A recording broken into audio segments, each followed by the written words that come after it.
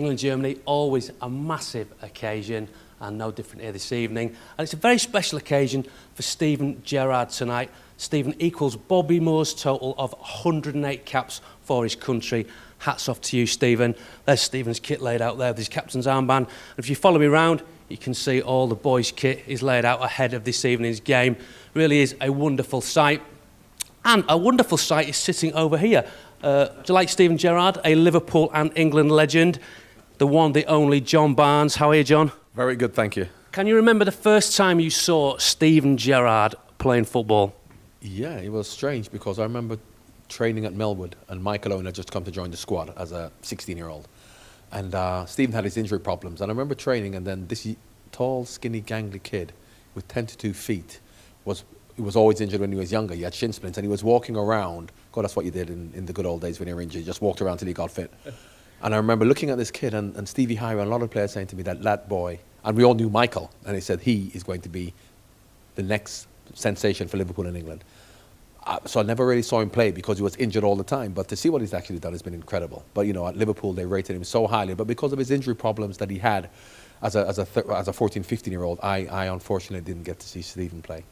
As a quality ex-player, tell us what it is about Steven Gerrard that makes him, looking at someone like you looking at him, what makes him such a great player? Well, I've always said that he's the best all-round player, probably in the world. I mean, obviously not now he's getting on, but in his prime. Because when you look at a player, a midfield player, and you say, what kind of a player is he? Is he a defensive midfield player? Is he an attacking midfield player? Can he put crosses in? Can he dribble? Can he shoot? Can he head? Can he tackle? And he's a complete player. You know, when you talk about a player like Graham Souness, to name him in the same breath, because Paul Scholes is a good attacking midfield player. You know, you have certain good defensive midfield players like Mascherano, but Steven can do anything. And, you know, I won't say single-handedly carried Liverpool over the last 8-9 years, but, you know, he virtually has. On to the game this evening. You've played against the Germans. How do we beat the Germans? Well, we have to keep it tight. We have to get over this thing that, you know, we are England, so we're going to take the game to teams and we attack them. Because as you saw even against Chile on the counter-attack, teams can hurt us.